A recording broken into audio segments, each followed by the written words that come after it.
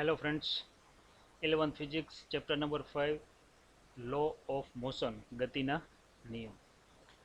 આ ગતિના નિયમોની અંદર આપણે છે અત્યાર સુધીની જે ચર્ચા કરી એની એકવાર વાત કરી લઈએ. બળ, ત્યારબાદ છે તેના પ્રકારો, ક્ષેત્ર બળ, સંપર્ક બળ, ત્યારબાદ છે એરિસ્ટોટલે જે વાર્તા કીધી હતી વાર્તા, એનો સુધારો કરીને ગેલેલિયોએ જે આપણે સમજૂતી આપેલી, ત્યારબાદ છે ન્યૂટનની ગતિના નિયમો, જડત્વ એટલે શું, પહેલો નિયમ, બીજો નિયમ, ત્રીજો નિયમ વગેરેની આપણને છે ચર્ચા કરેલી હતી.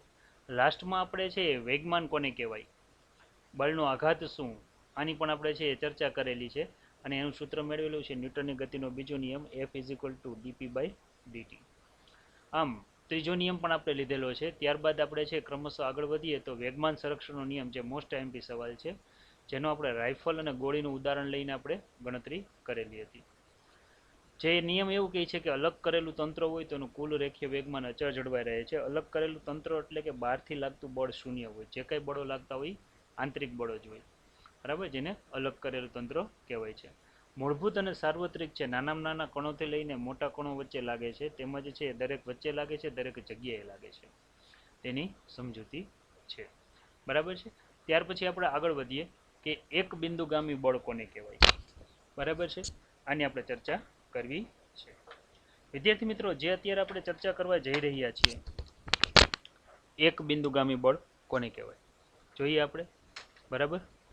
વ્યાખ્યા એવી છે કે જે બળોની કાર્યરેખાઓ એક જ બિંદુમાંથી પસાર થતી હોય,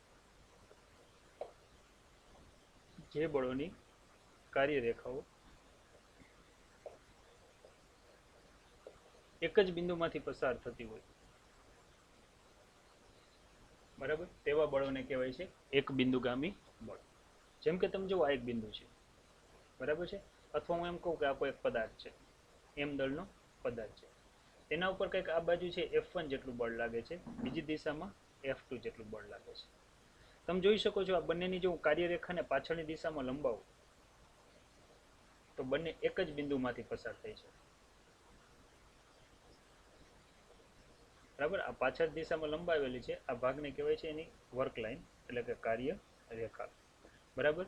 તો કે જે બિંદુઓની કાર્યરેખા એક જ બિંદુમાંથી પસાર થતી હોય તો આવા બળોને કહેવામાં આવે છે, જે બળોની કાર્યરેખા એક જ બિંદુમાંથી પસાર થતી હોય આવા બળોને કહેવાય છે એક બિંદુગામી બળ. એનો અર્થ એવો થયો કે અહીંયા F1 અને F2 જો બંનેનું માનય સમાન હોય અને મૂલ્ય સમાન હોય, પણ અહીં દિશા પરસ્પર કેવી છે, વિરુદ્ધ. જો અહીંયા F1 અને F2 બંનેના છે મૂલ્ય સમાન હોય તો આ બિંદુ છે સંતુલન સ્થિતિમાં રહે હંમેશા. સંતુલન એટલે છે ત્યાં જ રહે, એમાં કાંઈ પણ છે ફેરફાર થશે નહીં. શું કામ ફેરફાર નહીં થાય? કારણ કે છે પરિણામી બળ 0, પદાર્થ પોતાની મૂળ જગ્યાએ જ રહેશે, કાંઈ એમાં ફેરફાર થશે નહીં. ખાસ યાદ રાખીએ, બરાબર. તો પરિણામી બળ 0 હોય, પરિણામી બળ ત્યારે જ 0 હોય જ્યારે તેના ઉપર x દિશામાં, y દિશામાં કે z દિશામાં લાગતા પરિણામી બળનો સદિશ સરવાળો કેવો હોય, શૂન્ય થાય. આ ત્યારે જ થાય કે ત્યારે શૂન્ય હોય ત્યારે પદાર્થની જે સ્થિતિ છે આ સ્થિતિને કહેવામાં આવે છે સંતુલન સ્થિતિ. આપણે ખાસ યાદ રાખશું. ત્યાર પછી આપણે એક બીજી ચર્ચા કરીએ. જેમ કે તમે જુઓ, દાખલા તરીકે અહીંયા કોઈ એક પદાર્થ છે. હવે હું એમ કહું કે આ પદાર્થ ઉપર આ દિશામાં F1 જેટલું બળ લાગે છે, બરાબર છે. ત્યાર પછી છે આગળ આપણે વાત કરીએ તો કે આ દિશામાં છે F2 જેટલું બળ લાગે છે, અને અહીંથી વાત કરીએ કે આ દિશામાં F3 જેટલું બળ લાગે છે. તો તમે જો હવે આ ત્રણેયની વર્ક લાઈન ક્યાંથી પસાર થાય એનો આપણે અભ્યાસ કરીએ. જેમ કે આની વર્ક લાઈન અહીંથી પસાર થાય છે, આની વર્ક લાઈન અહીંથી પસાર થાય છે, અને આની વર્ક લાઈન પણ ત્યાંથી પસાર થાય છે. તો આ ત્રણેય બિંદુની છે, ત્રણેય બળોની વર્ક લાઈન એક જ બિંદુમાંથી પસાર થાય છે, તો આવા બળોને આપણે એક બિંદુગામી બળ કહી શકીએ. વધારામાં હું જો ગણતરી કરું તો કે F1 સદિશ કંઈક આ બાજુ છે, F2 સદિશ કંઈક આ બાજુ છે. આ બેયનું જો હું પરિણામી બળ લઉં તો પરિણામી બળ જે મને મળશે એ કંઈક આ બાજુ મળશે, પણ એને જ સમતોલતું તમે જોઈ શકો છો કે જે F3 બળ છે, બરાબર, એ કંઈક વિરુદ્ધ દિશામાં છે, તમે જોઈ શકો છો, બરાબર. એટલે કે જો આ ત્રણેયને જો હું દર્શાવું, બરાબર, તો કે આ ઉપરથી કહી શકું કે અહીંયા F અને F3 સમાન મૂલ્યનું અને પરસ્પર વિરુદ્ધ દિશાનું હોય તો પરિણામી બળ શૂન્ય હોય, તો પદાર્થ પોતાની સંતુલન અવસ્થા એટલે કે જે સ્થિતિમાં હોય એ સ્થિતિમાં જ રહે, કારણ કે એના ઉપર લાગતા પરિણામી બળનો સદિશ સરવાળો શૂન્ય થાય છે. તો આ રીતે આપણે છે એક બિંદુગામી બળની છે સરળતાથી આપણે સમજૂતી લઈ શકીએ છીએ. બરાબર છે. ખાસ યાદ રાખવાનું, પરિણામી બળ ત્યારે શૂન્ય હોય કે જ્યારે એના ઉપર છે એક્સ વાય અને ઝેડ બધી દિશામાં લાગતા બળનો સદિશ સરવાળો શૂન્ય હોય છે. જેમ કે હજી જો હું આને છે દર્શાવવું હોય તો આપણે અલગ અલગ રીતે આપણે આને દર્શાવી શકીએ એમ છીએ. બરાબર, F1 F2 F3, પણ આ સમજૂતી આપણે અહીંયા સુધી જ રાખીએ. ત્યાર પછી હવે આપણે જે ટોપિક ભણવાના છે આજના ટોપિક એકદમ સહેલા અને સરળ છે અને અગાઉ તમે ભણી ગયા હો એવા ટોપિક છે. જેમ કે ઘર્ષણ એટલે શું. તમને ખબર છે કે જ્યારે છે કોઈ સુરેખ માર્ગ હોય, આપણે સિમ્પલ ઉદાહરણ લઈએ, આપણે એક દડાને આપણે અહીંથી ઘા કરીએ છીએ આ દિશામાં, એટલે દડો છે સપાટીના સંપર્કમાં રહીને આગળ આગળ ગતિ કરે, પણ જેમ જેમ આગળ આગળ જાય એમ એનો વેગ ઘટે છે. શા માટે વેગ ઘટે છે? તો તમે એમ કહેશો કે સાહેબ બોલની જે સપાટી છે, આ સપાટી અને રસ્તાની જે સપાટી છે એ બંને વચ્ચે ઘર્ષણ થાય છે. દડો છે એ આ દિશામાં ગતિ કરે છે અને ઘર્ષણ બળ છે એની વિરુદ્ધ દિશામાં લાગે છે, એટલે છે દડો છે એ ઊભો રહી જશે. તો એનો અર્થ એવો થયો કે ઘર્ષણ એટલે શું? તો કે પદાર્થની ગતિને અવરોધતા બળને,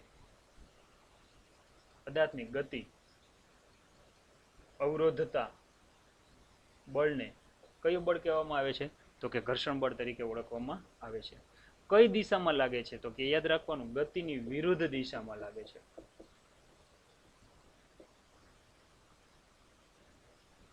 કઈ દિશામાં લાગે છે? તો કે છે ગતિની વિરુદ્ધ દિશામાં હંમેશા લાગતું હોય.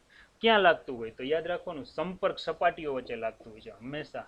આ બળ છે એ ક્યાં લાગે? સંપર્ક સપાટી વચ્ચે. જો આ બેની સપાટી છે, આ બેની સપાટી વચ્ચે ગતિની વિરુદ્ધ દિશામાં લાગતું હોય છે. તો આ રીતે છે ઘર્ષણ બળને છે આપણે સમજૂતી આપી શકીએ. અહીંયા લખ્યું છે what is the static friction, સ્થિત ઘર્ષણ બળ એટલે શું, તેની આપણે સમજૂતી આપી છે.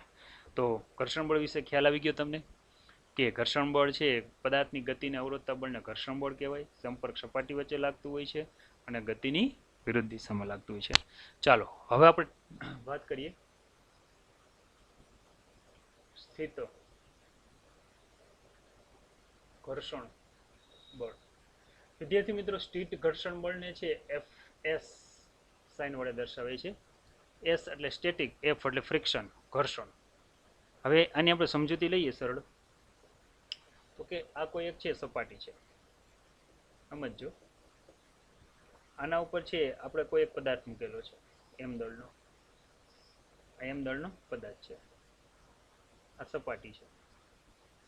બરાબર, એના ઉપર આપણે અહીંયા એમ દળનો પદાર્થ મૂકેલો છે. તો આપણને ખબર છે કે જે પદાર્થનું વજન બળ છે, બરાબર છે, એ અધો દિશામાં લાગતું હોય છે. એટલું જ ન્યૂટનની ગતિના ત્રીજા નિયમ પ્રમાણે સપાટી દ્વારા પદાર્થ ઉપર એક ઉધ્વ દિશામાં બળ લાગતું હોય છે, જેને કહેવાય છે સંપર્ક બળ, અથવા તો એને લંબ બળ કહેવાય છે. સપાટીને લંબ હોય ને તો યાદ રાખીએ કે અહીંયા છે ઉધ્વ દિશાની જો હું વાત કરતો હોઉં તો પદાર્થ ઉપર નથી જતો, નથી સપાટીની અંદર જતો. એનો અર્થ એવો થયો કે અહીંયા છે mg અને n બંને સમાન મૂલ્યના અને પરસ્પર કેવા છે? વિરુદ્ધ દિશાના છે. હવે ખાસ યાદ રાખીએ, હવે જે આપણે આખું ચાલુ કરીએ છીએ, બરાબર, કે હવે આ પદાર્થને છે હું કઈ આ દિશામાં, તમે યાદ રાખજો, આ દિશામાં કેપિટલ F જેટલું બળ લગાડું છું અને પદાર્થ ખસતો નથી. ખસતો ન હોય તો મારે એવું વિચારવાનું રહ્યું કે આ બંને પદાર્થની સંપર્ક સપાટી છે આજે, બરાબર, એના ઉપર છે વિરુદ્ધ દિશાનું બળ લાગતું હશે. આ બળને કહેવાય ઘર્ષણ બળ. પદાર્થ સ્થિર સ્થિતિમાં છે ને જે ઘર્ષણ બળ લાગે છે, એટલા માટે હું આ બળને કહું છું સ્થિત ઘર્ષણ બળ Fs. હવે જો હું આને છે વધારે બળ લગાડું આ દિશામાં, F નું મૂલ્ય વધારું છું, છતાં પણ પદાર્થ ખસતો નથી, તો મારે એવું વિચારવાનું રહ્યું કે વિરુદ્ધ દિશામાં લાગતું ઘર્ષણ બળ પણ વધે છે. એટલે કે આ પદાર્થ ઉપર લાગતું જે ઘર્ષણ બળ છે, આ ઘર્ષણ બળને સેલ્ફ એડજસ્ટિંગ ફોર્સ તરીકે ઓળખવામાં આવે છે. યાદ રાખીએ, સેલ્ફ એડજસ્ટિંગ ફોર્સ તરીકે આને ઓળખવામાં આવે છે. જેમ તમે છે ધન x દિશામાં જ્યારે છે કેપિટલ F નું મૂલ્ય વધારો છો, છતાં પણ પદાર્થ ખસતો નથી, તો આપણે એવું જ વિચારવાનું રહ્યું કે વિરુદ્ધ દિશામાં લાગતું ઘર્ષણ બળનું મૂલ્ય પણ વધે છે. હવે તમે ધારી લ્યો કે તમે અહીંયા લગાડતા બળનું મૂલ્ય એટલું વધારી દો છો કે પદાર્થ ખસવાની અણી ઉપર હોય છે, ખસતો નથી પણ ખસવાની અણી ઉપર હોય છે, ત્યારે વિરુદ્ધ દિશામાં લાગતું આ ઘર્ષણ બળ પણ વધુ હોય છે, જેને કહેવાય છે Fs મેક્સિમમ. ખાસ યાદ રાખજો, બરાબર. તો આ Fs મેક્સિમમ છે એને કહેવાય છે મહત્તમ સ્થિત ઘર્ષણ બળ.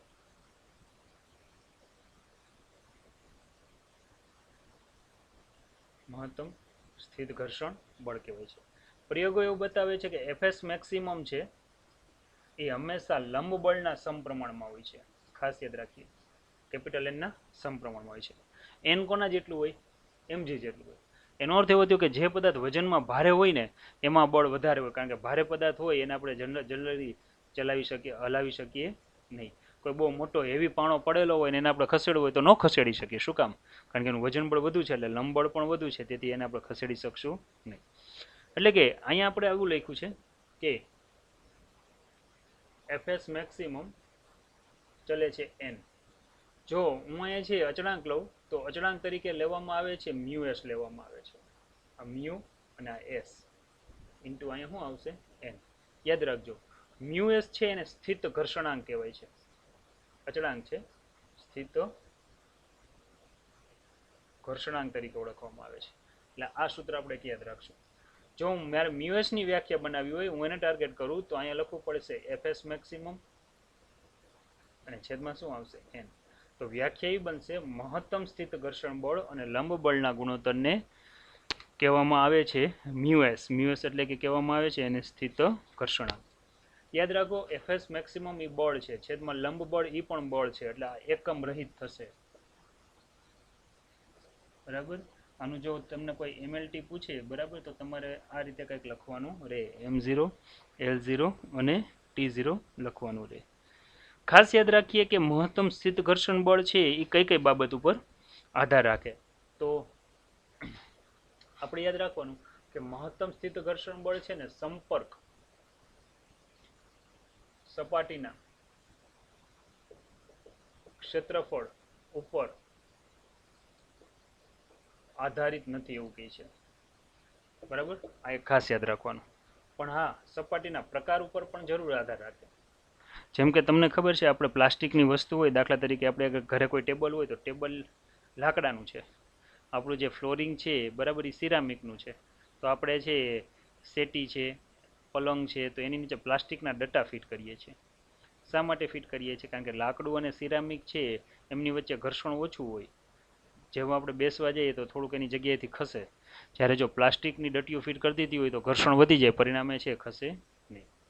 પછી તમને ખબર છે કે અમુક જગ્યાએ તમે છે મોટા મંદિરોમાં, મોટી ઓફિસોમાં એમાં જતા હો તો એની જે ફ્લોરિંગ હોય એ એકદમ આરસનું કે એ રીતે હોય છે, એકદમ પાલેસ હોય છે આરસ, એટલે કે એની ઉપર લપસવાનો ભય વધારે રહે. તેથી વચ્ચે વચ્ચે એને છે આખું ગ્રીન આખો રબરનો પટ્ટો મૂકેલો હોય છે કે એની ઉપર આમ પગદંડી જેવું બનાવેલું હોય છે કે તમે આની ઉપર ચાલો. તો બે ફાયદા થાય, ઉનાળાની ગરમી હોય ત્યારે ગરમ ઓછું થાય, અને મંદિરમાં ને એમાં જવાનું હોય ત્યારે આપણે પગરખા બહાર કાઢીને જતા હોય છે, એટલે કે છે ત્યારે આપણો પગ પણ ન બળે. અને બીજો મેઇન ફાયદો એ છે લપસવાનું પ્રમાણ ઘટી જાય. કદાચ ચોમાસા જેવી સિઝન હોય, આછપતરું પાણી પડેલું હોય, બરાબર, તો પણ આપણે છે જેને આપણે પગ લૂછણિયું કહીએ છીએ એના ઉપર ચાલીએ તો બહુ વાંધો આવે નહીં. તો આ ખાસ એક યાદ રાખો. બરાબર છે. જોઈએ શું કહે છે આ કે પદાર્થ જ્યારે છે ખસવાની અણી ઉપર હોય ત્યારે ઘર્ષણ બળ મહત્તમ હોય છે, જેને મહત્તમ સ્થિત ઘર્ષણ બળ કહેવાય. મહત્તમ સ્થિત ઘર્ષણ બળ સંપર્ક સપાટીના ક્ષેત્રફળ ઉપર નથી આધાર રાખતું. મહત્તમ સ્થિત ઘર્ષણ બળ લંબબળના સમપ્રમાણમાં હોય છે, જે આપણે અહીં લખ્યું છે. એટલે કે એફએસ મેક્સિમમ બરાબર મ્યુએસ ઇન્ટુ એન આવશે. મ્યુએસ ને સ્થિત ઘર્ષણાંક કહેવાય. તેનું મૂલ્ય સંપર્ક સપાટીના પ્રકાર અને દ્રવ્ય, કયું દ્રવ્ય છે, જેમ કે સિરામિક છે, લોખંડ છે, પ્લાસ્ટિક છે, એના ઉપર પણ આધાર રાખે છે. સપાટીનો પ્રકાર એટલે લીસી છે, ખરબચડી છે, એ રીતે. પરિમાણ રહિત છે, એકમ રહિત છે, મ્યુએસનું સૂત્ર આ થશે, જે આપણે ઓલરેડી અહીંયા તમને મેળવીને આપ્યું છે. મહત્તમ સ્થિત ઘર્ષણ બળ અને લંબબળના ગુણોત્તરને સ્થિત ઘર્ષણાંક કહેવાય. એની વ્યાખ્યા પણ તમને અહીંયા આપી દીધી. બરાબર. તેનું મૂલ્ય કેટલું હોય છે આ મૂલ્ય યાદ રાખજો. લગભગ આનું મૂલ્ય ગણતરી કરશો ત્યારે જ્યારે દાખલામાં, ત્યારે આપણને 0.01 થી લઈને 1.5ના ગાળામાં જોવા મળશે. પદાર્થ ખસતો ન હોય તો આવી સ્થિતિમાં છે સ્થિત ઘર્ષણ બળ છે એનું મૂલ્ય મ્યુએસ ઇન્ટુ એનના જેટલું અથવા તો એના કરતાં કેવું હોય છે? ઓછું હોય છે. તો વિદ્યાર્થી મિત્રો, ઘર્ષણમાં પહેલું આપણે ભણ્યા સ્થિત ઘર્ષણ બળ. સ્થિત ઘર્ષણ બળ એને કહેવાય કે પદાર્થ ઉપર બળ લગાડવા છતાં પદાર્થ પોતાની જગ્યાએથી ખસે નહીં, તો આ બળને કહેવાય છે સ્થિત ઘર્ષણ બળ. ત્યાર પછી આવે છે ગતિક ઘર્ષણ બળ, કોને કહેવાય? કાઇનેટિક ફ્રિક્શન કોને કહેવાય? જેને એફ કે સાઇન વડે દર્શાવે. બરાબર. ગતિક ઘર્ષણ બળની વ્યાખ્યા લખો, મૂલ્યનો આધાર વગેરે બાબતે સમજાવો. હવે વિદ્યાર્થી મિત્રો, જ્યારે પદાર્થ ગતિમાં હોય, સાંભળજો, આ કોઈ એક પદાર્થ છે જે v જેટલા વેગથી ગતિ કરે છે. ગતિમાં હોય ત્યારે ગતિની વિરુદ્ધ દિશામાં જે બળ લાગે છે ને, આ બળને છે કહેવાય છે ગતિ ઘર્ષણ બળ. જ્યારે આપણે ચાલતા હોઈએ, વાહન ચલાવતા હોઈએ, બરાબર છે, ત્યારે છે આ પ્રકારના બળનો ઉત્પન્ન થતો હોય છે, જે ગતિનો વિરોધ કરે છે, ગતિની વિરુદ્ધ દિશામાં લાગે છે. બરાબર. અહીંયા પણ એવું કંઈક સાબિત કર્યું છે, પ્રયોગો ઉપરથી એવું સાબિત થયું છે કે આ ગતિ ઘર્ષણ બળ Fk છે એ પણ લંબ બળના સમપ્રમાણમાં હોય છે. એટલે કે જો હું અહીં Fk લખું, બરાબર, તો અહીંયા અચળાંક તરીકે μk × n લેવામાં આવે છે.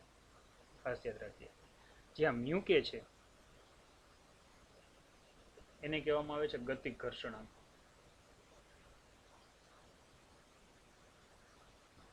બરાબર, ગતિ ઘર્ષણાંક તરીકે ઓળખવામાં આવે છે. μk ની વ્યાખ્યા લખું તો અહીંયા આવશે Fk અપોન શું આવશે n, ગતિક ઘર્ષણ બળ, અને છે લંબ બળના ગુણોત્તરને કહેવાય છે μk એટલે ગતિક ઘર્ષણાંક. એક ખાસ બીજું એ યાદ રાખીએ, અહીંયા છે આ એક બહુ મસ્ત જોવા મળ્યું છે આપણને, μk ms આવું હોય છે.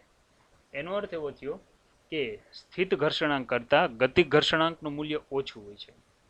સિમ્પલ ઉદાહરણ આપો, તમે સાયકલ ઉપર બેઠા હો, પેલું પેડલ મારો ને એટલે સાયકલને સ્થિર સ્થિતિમાંથી ગતિમાં લાવીને ત્યારે વધારે બળ લગાડવું પડે, અને પછી તમારે એટલું બળ લગાડવું પડશે નહીં. એટલે સ્થિત ઘર્ષણ બળમાં ઘર્ષણાંકનું મૂલ્ય વધુ હોય, પણ એક વખત પદાર્થ ગતિ ચાલુ થઈ ગઈ પછી એનું ઘર્ષણાંકનું મૂલ્ય છે એ જનરલી ઘટી જતું હોય છે. આપણે ખાસ યાદ રાખશું. એ જ વાત છે, સંપર્ક સપાટીના ક્ષેત્રફળ પર આધારિત નથી. ગતિક ઘર્ષણ બળ સપાટીનો વેગ કેટલો છે, સાપેક્ષ વેગ, એના ઉપર આધાર રાખે છે.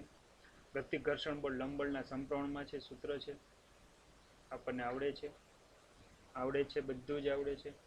ગતિક ઘર્ષણ બળ અને લંબબળના ગુણોત્તરને કહેવાય છે ગતિક ઘર્ષણાંક. બરાબર. તો આ રીતે આને દર્શાવી શકીએ છીએ. આ ઉદાહરણ છે, આ ઉદાહરણ આપણે છે વ્યવહારમાં ઘણીવાર અનુભવ્યું છે કે સમજાવો કે સ્થિત ઘર્ષણ બળ એ ગતિને નહીં પરંતુ અપેક્ષિત ગતિને અવરોધે છે. હવે તમને સિમ્પલ એક ઉદાહરણ આપું. તમે કોઈ બસ કે ટ્રેનમાં બેસી મુસાફરી કરો છો, બરાબર છે. હવે અહીંયા કોઈ છે એક નાનું એવું છે પાર્સલ રાખેલું છે. પાર્સલ એટલે કે કોઈ વસ્તુ રાખેલી છે, આપણી બેગ છે, ચાલો. હવે ટ્રેન છે, હું એમ કહું 50 કિલોમીટર પ્રતિ કલાકની ઝડપે ગતિ કરે છે ટ્રેન. ત્યારે વિચાર કરો, જો ટ્રેન આગળ જાય છે, સમજો આખે આખું, બરાબર, તો આની ઉપર જે આ બેગ કે જે કઈ વસ્તુ રાખેલી છે અંદર તળિયા ઉપર રાખેલી છે એ હકીકતે આમ પાછળ જ આવી જોઈએ, અને એક સમય એવો આવશે કે આ બેગ છે ને એ ક્યાં બેસી જવી જોઈએ, અહીંયા થઈ જવી જોઈએ, છેલ્લે તળિયે સુધી પહોંચી જવી જોઈએ. આવું શા માટે નથી થતું? તો તમને ખબર છે કે આ ગતિનો વિરોધ કરતું આની અંદર એક બીજું બળ ઉત્પન્ન થાય છે. આ બળને આપણે શું કહીએ છીએ? ઘર્ષણ બળ તરીકે ઓળખીએ છીએ. જે આ ગતિનો છે એ સાપેક્ષ ગતિ એટલે વિરુદ્ધ દિશામાં થતી ગતિનો એ શું કરશે? એ વિરોધ કરશે, એટલે અપેક્ષ ગતિને અવરોધે છે. હવે આપણે વાંચીએ એટલે આપણે આવડી જ જાય કે પ્રવેગિત ગતિ કરતી ટ્રેનના ડબ્બાના તળિયે ધારી લ્યો કે એક બોક્સ પડેલું છે. બોક્સ ટ્રેનના ડબ્બામાં ટ્રેનની સાપેક્ષે સ્થિર છે, તો ટ્રેન સાથે તે પણ ગતિ કરે એવું કહેવાય. ટ્રેન પ્રવેગિત થતાં સમક્ષિત દિશામાં બોક્સ પર ઘર્ષણ બળ આ પ્રવેગિત ગતિ કરાવે છે. ઘર્ષણ બળ લાગતું જ ન હોય તો ડબ્બાનું તળિયું જેમ જેમ આગળ જતું જાય તેમ તેમ બોક્સ જડત્વના ગુણધર્મના કારણે છે એને એ સ્થાને પડી રહે, અને ટ્રેન ડબ્બાના પાછળના ભાગે જઈને અથડાશે, બરાબર ને? પરંતુ વ્યવહારમાં આવું બનતું નથી. શા માટે? કારણ કે સ્થિત ઘર્ષણ બળ છે આ ગતિનો એ શું કરે છે? વિરોધ કરે છે. આમ અપેક્ષિત સાપેક્ષ ગતિ ઘર્ષણ બળ વડે અવરોધાય છે, અને સ્થિત ઘર્ષણ બળના કારણે છે તે હોય તેની જગ્યાએ જ જકડી રાખે છે. તો આવા તો ઘણા બધા ઉદાહરણ છે વ્યવહારમાં કે જે આપણે સમજી શકીએ છીએ. 2-3 વાર વાંચશો ત્યારે સમજાશે, બહુ ઉતાવળ ન કરતા. થિયરિકલ ટોપિક છે આખો, એટલે હું થોડોક ફાસ્ટ ફોરવર્ડ ચાલુ છું આમાં. વિદ્યાર્થી મિત્રો, ઘર્ષણ બળમાં આપણે 3 પ્રકાર પડે છે. પહેલું આવે છે સ્થિત ઘર્ષણ બળ, બીજું આવે છે ગતિક ઘર્ષણ બળ, અને ત્રીજું આવે છે રોલિંગ ઘર્ષણ બળ.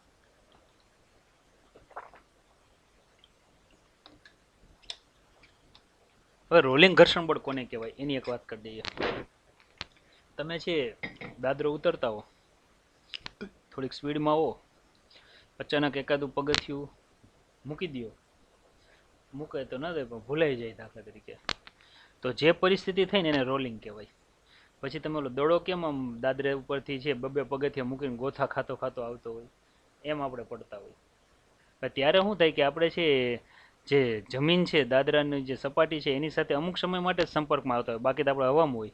કારણ કે જેવું ગોથું ખાધું વળી પાછા ફૂટબોલના દડાની જે મૂલડી વળી ગોથું ખાધું એ તો 8-10 દાદરા ચડીને પછી આપણે સ્થિર થતા હોય છે. ત્યાં તો જે ઘટના બનવાની હોય એ બની ગઈ હોય છે. તો ટૂંકમાં આવા સંજોગોમાં જે બને છે આ ઘટનાને રોલિંગની ઘટના કહેવાય છે. સિમ્પલ ઉદાહરણ લઈએ. જો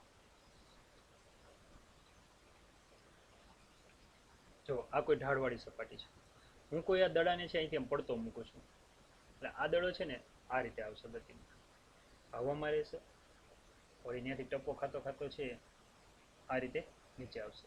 બરાબર. તો સપાટી સાથે અમુક સમય માટે જ સંપર્કમાં આવે છે, તમે જોવો છો, બાકી હવામાં હોય છે. બરાબર. અમુક સમય માટે જ્યારે સંપર્કમાં આવતો હોય, બરાબર, ત્યારે આ જે ઘર્ષણ છે આ ઘર્ષણને કહેવામાં આવે છે રોલિંગ ઘર્ષણ બળ. પદાર્થ સરક્યા સિવાય ગબડતો હોય, એટલે લપસીને નહીં, એમ સરક્યા સિવાય ગબડતો હોય ત્યારે છે જે ઘર્ષણ ઉત્પન્ન થાય એને રોલિંગ ઘર્ષણ બળ કહેવાય. રોલિંગ ઘર્ષણ બળને છે એફ આર સાઇન વડે દર્શાવાય છે. તે પણ લંબ બળના સમપ્રમાણમાં હોય છે. અને એફ આર બરાબર અહીંયા આવશે મ્યુ આર ઇન્ટુ એન. તો આપણને ખબર છે મ્યુ આર બરાબર શું લખાય? આવું લખાય. મ્યુ આર ને છે રોલિંગ ઘર્ષણાંક કહેવાય, જે છે રોલિંગ ઘર્ષણ બળ અને લંબ બળના ગુણોત્તર જેટલું હોય છે. ઘર્ષણ રહિત જ છે. અને તમને ખાસ એક બીજી ખાસ વાત કહી દઉં, જો આ યાદ રાખજો.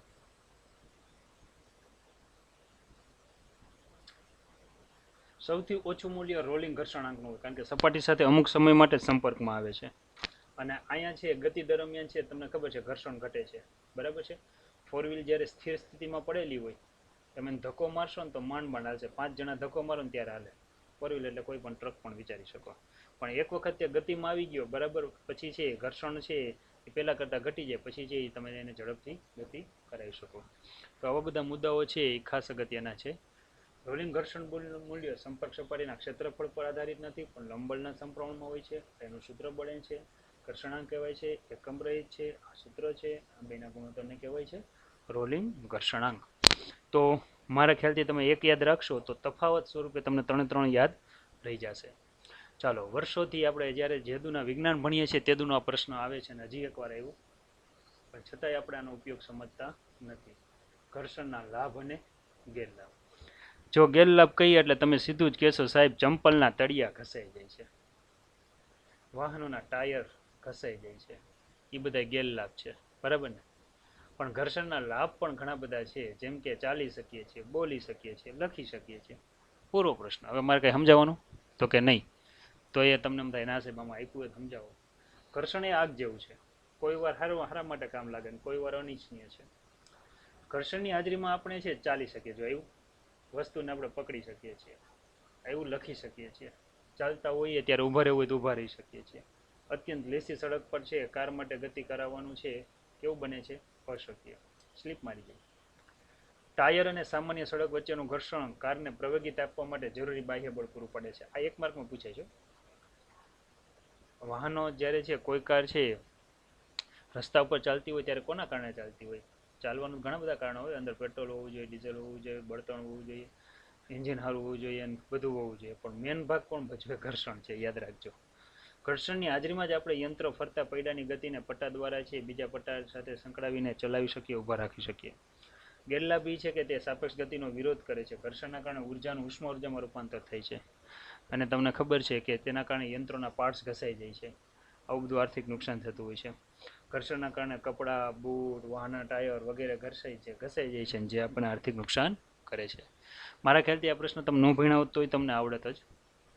ઘર્ષણ ઘટાડવાના ઉપાયો, ચાલો ઘણા બધા ઉપાયો છે. યંત્રોમાં ગતિ ઘર્ષણ ઘટાડવા માટે ઊંઝણ એટલે કે ઓઇલ ઊંઘાડવું જોઈએ, તેલ ઊંઘાડવું જોઈએ. તમને ખબર છે આપણા ઘરે કોઈ દરવાજા હોય, ચોમાસાની સિઝન પૂરી થવામાં છે તો ઘણીવાર અવાજ કરતા હોય, કાટ ચડી ગયો હોય. જેની આપણે ઓઇલ મૂકીએ, સાયકલમાં છે ચેનમાં ઓઇલ કરીએ તો એકદમ ફ્રીલી ચાલે.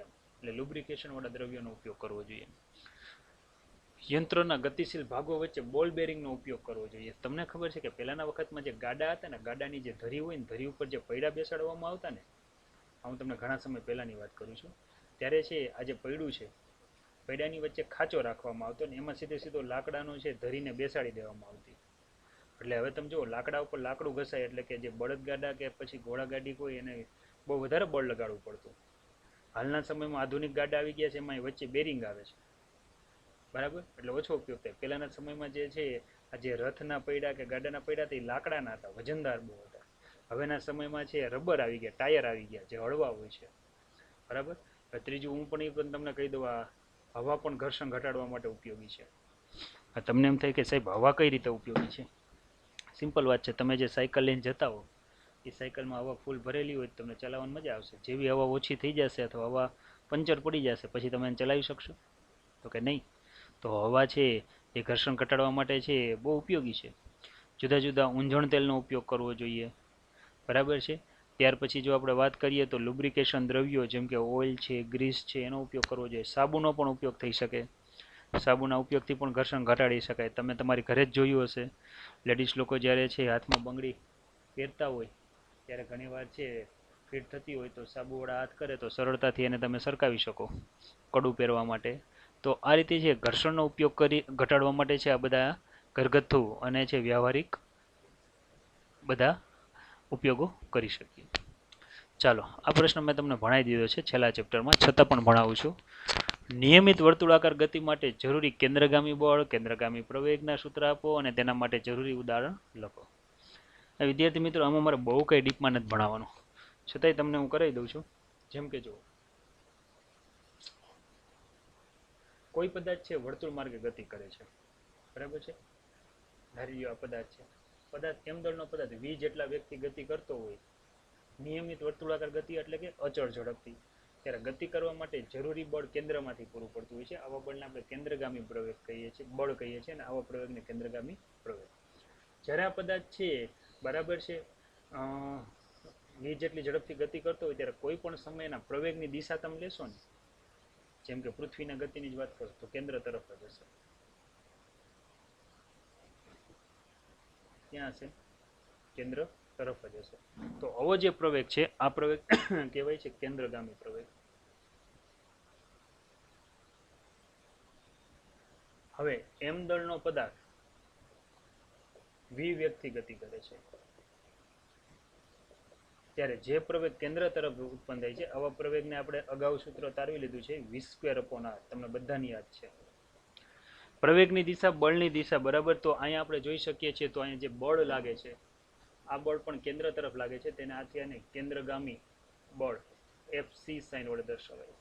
m દળના પદાર્થમાં ઉત્પન્ન થતો પ્રવેગ એ c છે એટલે કે અહીંયા આવશે FC = m v²/r. ખાસ યાદ રાખીએ આપણે, કેન્દ્રગામી બળનું સૂત્ર થયું mv²/r, અને કઈ બાજુ લાગે છે તો કે કેન્દ્ર તરફ લાગે છે.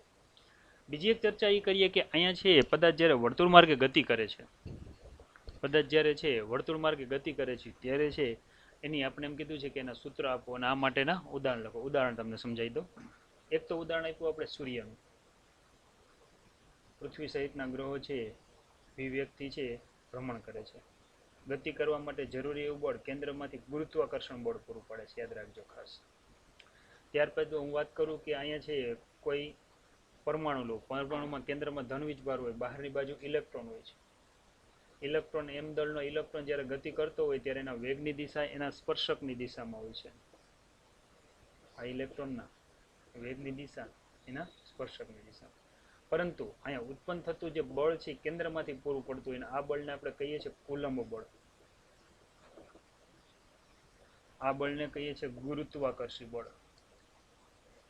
આ બધા જ જે બળ છે આ બધા જ બળને કહેવામાં આવે છે કેન્દ્ર તરફ લાગતું હોવાથી કેન્દ્રગામી બળ. તો આપણે આ છે ખાસ યાદ રાખશું, બરાબર. અને આના છે સૂત્રને પણ છે આપણે યાદ રાખશું, બરાબર. વધારામાં હજી એક ઉદાહરણ આપી દો. તમે બધાની ઉંમર એવડી છે કે હવે તમે સાયકલ કે બાઇક ચલાવો છો. વિદ્યાર્થી મિત્રો, ધારી લો કે કોઈ રસ્તો કંઈક આવો છે, આ રસ્તો છે, અહીંથી આમ થોડોક આમ વળાંક આવે છે, જો આ રીતે. અને અહીંયા તમે તમારી આ સાયકલને હું કંઈક મોટર સ્વરૂપે બતાવું, વિવેકથી ગતિ કરાવો છો. સુરેખ માર્ગે તો તમે સુરેખ હાઈલા જ જાશો, પણ જેવા તમે અહીંયા પહોંચો છો એટલે તમારે થોડુંક આમ હેન્ડલ મેળવવું પડશે વળાંકની બાજુમાં, અથવા થોડુંક ત્રાસું થવું પડશે. જો એ ત્રાસા નહીં થાવ તો તમે સીધા માર્ગે જશો, બરાબર ને? એટલે તમારે છે ત્રાસું થઈને તમારે છે તમારો ગતિમાર્ગ છે થોડોક આ રીતે રાખવો જ પડે, ત્રાસું થવું જ પડે. જેવા તમે ત્રાસા થાવો, હેન્ડલ ત્રાસું કરો, એટલે કેન્દ્ર તરફથી તમને બળ જકડી રાખે કે રસ્તાની તમને આ બાજુ જવા દે નહીં, બરાબર? આવા વાંકા ચૂકા માર્ગ ઉપર જવા માટે પણ છે જ્યારે વળાંક આવે ત્યારે આપણે છે આપણા વાહનોની દિશા બદલવી પડતી હોય છે, ત્યારે કેન્દ્રગામી બળ છે એ આપણને પૂરું પડતું હોય છે. તો આપણે ખાસ યાદ રાખશું, બરાબર છે? અડધી કલાકની અંદર આપણે ઘણો બધો અભ્યાસ કરી લીધો છે. હવે જે વાત કરીએ છીએ, પાઠનું સૂત્ર છે સમતલ વર્તુળાકાર રસ્તા પર વાહનની મહત્તમ સલામત ઝડપ. વિદ્યાર્થી મિત્રો, તમે કોઈ સિટીની અંદર જતા હો, હું સિટીની વાત કરું છું, હાઈવેની વાત નથી કરતો, ત્યારે તમને ખબર છે જ્યાં 4 ચોક પડતા હોય ને એક સર્કલ બનાવ્યું હોય, એ સર્કલમાં છે આપણે સર્કલની વાત કરીએ છીએ, જ્યાં છે 4 ચોક પડતા હોય ત્યાં પ્રકારનું સર્કલ હોય, ત્યાં આમ ચારે બાજુથી આમ રસ્તા આવતા હોય છે. જ્યાં વચ્ચેનો જે ગાળો છે ને એ એકદમ આમ ક્ષમક્ષિતિજ હોય, ઢોળાવવાળો ન હોય, ત્રાસો ન હોય, કેવો હોય છે? એકદમ ક્ષમક્ષિતિજ હોય છે. અને છે આપણે છે તમને ખબર છે તમારે અહીંથી તમે આવો છો અને તમારે આ બાજુ જવું છે, તો તમે શું કરશો? વ્યવહારિક તમને ખબર છે કે જેવા તમે અહીંથી અહીંયા ચડશો એટલે તમારે અહીંયા સ્પીડ વધારે હશે, પણ જેવા ગોળાઈ પાસ કરવી હોય તો તમારે સ્પીડ ધીમી કરવી પડે. જો તમે સ્પીડ ધીમી કરશો, બરાબર, તો જ સરળતાથી થઈ અને અહીંથી આમ જઈ શકશો. આ વિચાર કરો કે અહીંથી જેટલી સ્પીડ આવે ને એ સ્પીડ અહીંથી અહીંયા આવશે ને તો અહીંથી સીધા આમ ભાગી જાઓ, મીન્સ કે તમારાથી વળાંક લઈ શકાશે નહીં. તો કેટલી સ્પીડ હોય તો આપણે વળાંક પાસ કરી શકીએ, બરાબર? એનું કંઈક સૂત્ર છે. જો આ ક્ષમક્ષિતિજ વર્તુળાકાર માર્ગ છે, બરાબર છે? હવે ખાસ કરીને એ બતાવું તો કે આ વાહન છે, આપણું વાહન છે.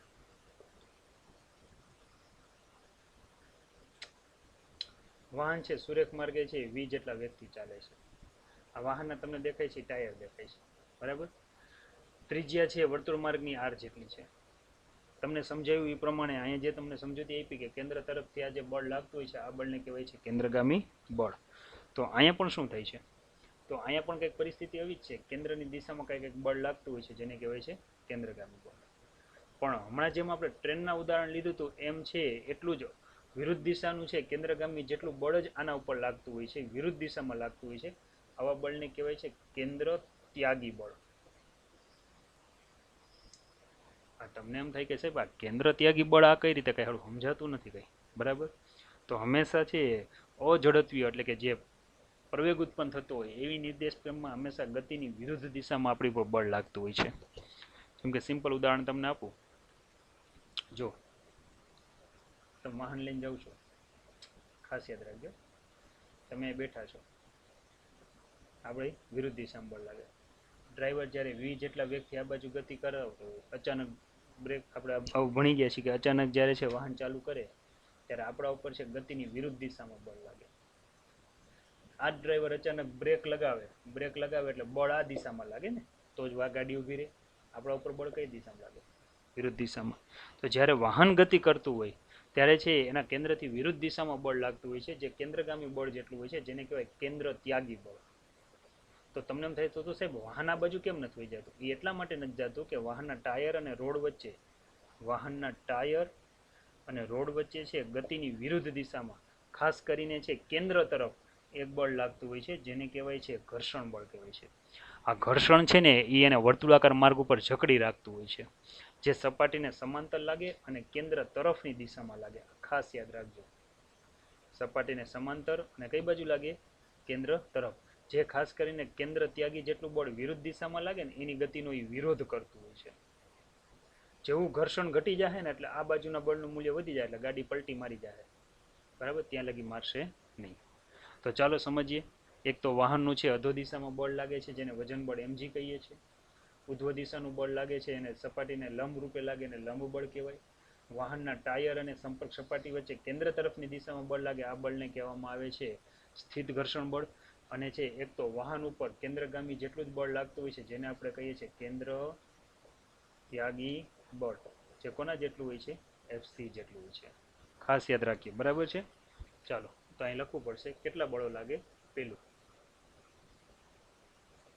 ઘર્ષણ બળ Fs, સપાટીને સમાંતર કેન્દ્રની દિશામાં.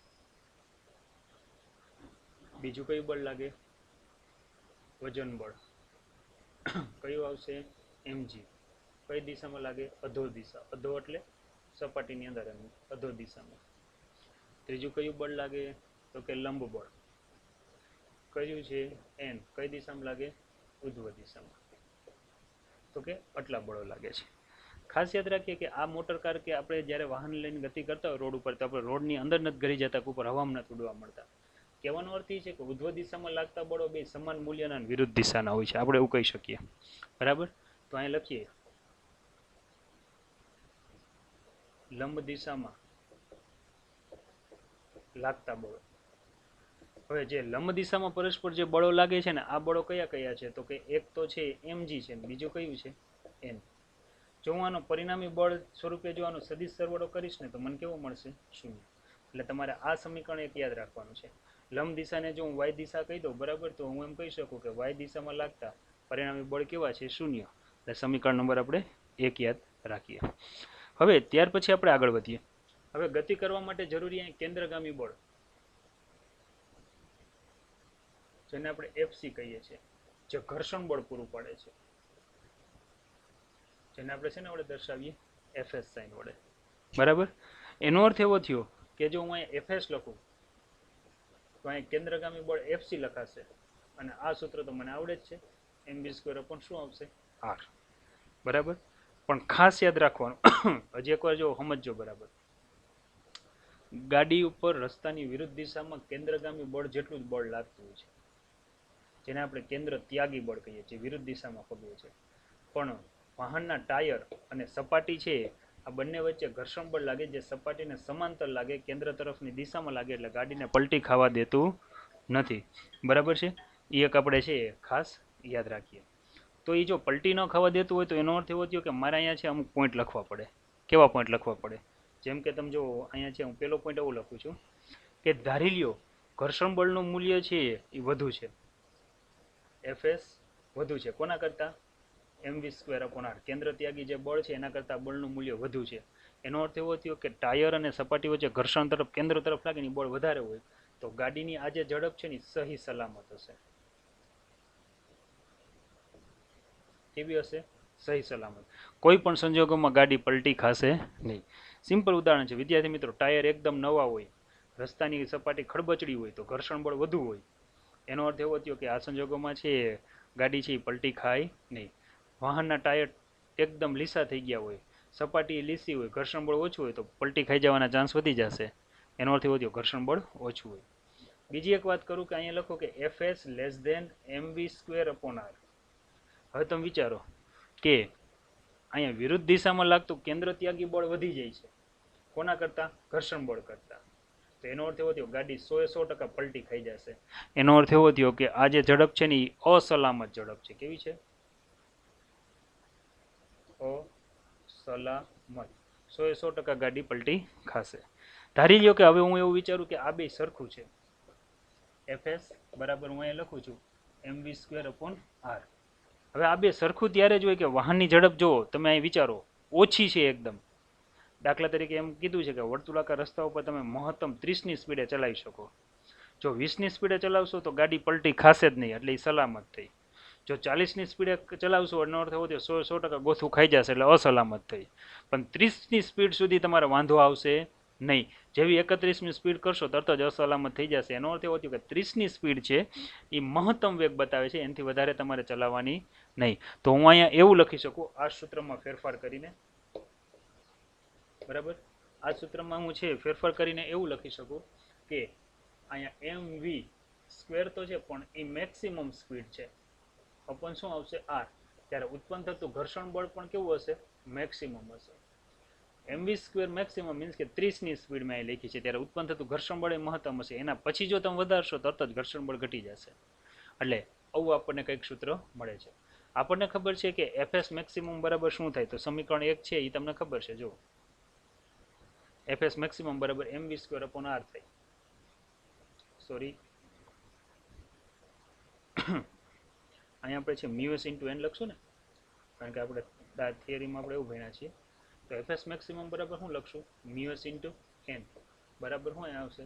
એમવી સ્ક્વેર મેક્સિમમ પણ શું લખશું? આર. હવે આપણને ખબર છે સમીકરણ એક એવું કહે છે કે એન બરાબર તો એમજી છે. ચાલો કિંમત મૂકો. તો અહીંયા આવશે મ્યુએસ, અહીંયા આવશે એમજી બરાબર આવશે એમવી સ્ક્વેર, અહીંયા આવશે મેક્સિમમ અપોન શું આવશે? આર. અહીંયા છે એમ કેન્સલ થશે તો અહીંયા આવશે મ્યુએસ ઇન્ટુ જી બરાબર આવશે વી સ્ક્વેર, અહીંયા આવશે મેક્સિમમ અપોન શું આવશે? આર. જો હું વધારે સાદુરૂપ આપું તો અહીંયા આવશે વી સ્ક્વેર, અહીંયા આવશે મેક્સિમમ બરાબર છે આપણે જે કિંમત લીધી બરાબર મ્યુ એસ ઇન્ટુ આરજી, અહીંયા આવશે મ્યુ એસ ઇન્ટુ શું આવશે? આર ઇન્ટુ જી. તો અહીંયા આવશે વી મેક્સ બરાબર છે આખું અંડરરૂટમાં જશે, અહીંયા આવશે મ્યુ એસ ઇન્ટુ શું આવશે? આરજી. તો વિદ્યાર્થી મિત્રો આ જે સૂત્ર છે આ સૂત્રને કહેવામાં આવે છે વર્તુળાકાર માર્ગે ગતિ કરવા માટેનું મહત્તમ સલામત ઝડપનું સૂત્ર, જે 3 બાબત ઉપર આધાર રાખે. ઘર્ષણાંક ઉપર આધાર રાખે, ત્રિજ્યા ઉપર આધાર રાખે, અને તમને ખબર છે ગુરુત્વ પ્રયોગ ઉપર આધાર રાખે. આમાં ક્યાંય એમ એટલે કે દળ આવતું નથી. એનો અર્થ એવો થયો કે આ સૂત્ર તમે સાયકલ લઈને જતા હો તોય સાચું છે, અને ટ્રક લઈને જતા હો તો એ જ લાગુ પડે છે. જેમ કે સાયકલ લઈને જતા હોય ને 30ની સ્પીડની મેક્સિમમ લિમિટ હોય ને 30 સુધી હલાવશો તો ગોથું નહીં ખાવ. કદાચ ટ્રક લઈને 30 સુધી ગોથું નહીં ખાવ, પણ જેવી 31ની ઝડપ કરી એટલે તરત જ તમે ગોથું ખાઈ જશો. તો સરસ મજાની થિયરી હતી. આ થિયરી છે સમતલ વર્તુળાકાર રસ્તાની મહત્તમ સલામત ઝડપનું સૂત્ર છે, જે આપણે અત્યારે મેળવ્યું. થોડુંક રિપીટ કરાવી દો વિદ્યાર્થી મિત્રો.